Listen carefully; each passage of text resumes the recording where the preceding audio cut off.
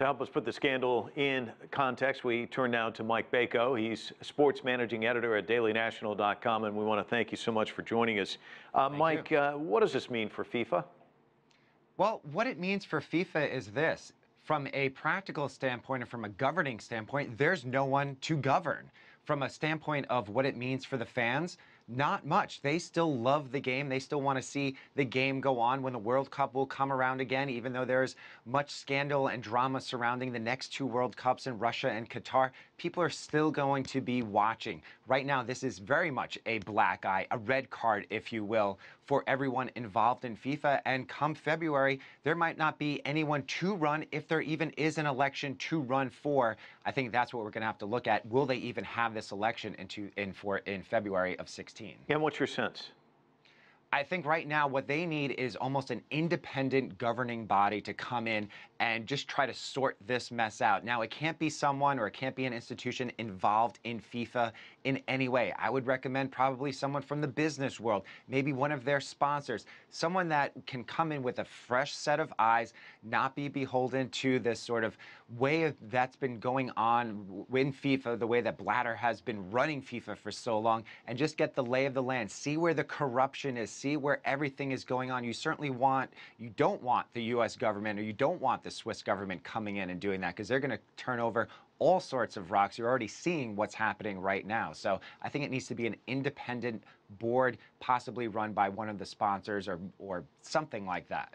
Well, you know, it's interesting because these leaders look more like dominoes. They just keep falling, one right after the other.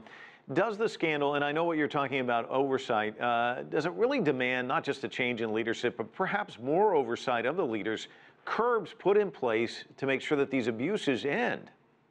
You would think that that would be the case, but who's going to institute those? I mean, you saw Blatter running for and winning re-election at the end of May, 4 days later having to step down. There's just almost no sense of decency or common sense with the way that FIFA has been run, or it looks like it will be run in the future. So you almost don't even know who is steering the ship right now. And if you just look at Blatter and then on down with his right-hand man, and then certainly with Platini running UEFA, and then still thinking that after this 3-month suspension, he still wants to run for the presidency. So it's almost like they have their head in the clouds. They don't know what is going on.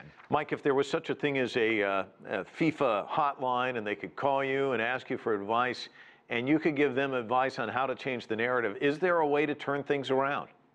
I think if you get a solid international sportsman, statesman from, say, the business realm, or someone that has a great backing outside of the FIFA circle from a soccer, football perspective, I think that can instill some confidence, not only with the fans, but with the sponsors. And then, again, it's about the game. So when it all boils down to someone that is watching in Brazil or someone watching in Italy or Germany, they're watching this, and this is the entertainment for them. The real passion is for what's going on the field. So as long as the World Cup is still going on, now that's when the common fan will probably get involved. If in any way the major money maker, $2 billion in revenue, what the World Cup brings in, if that ever becomes an issue, if they decide possibly not being put on, or possibly some sponsorship issues, if that ever becomes the case, that's when they'll have a real problem. Right now, this is a black eye, and it's almost a comical ascent and descent of what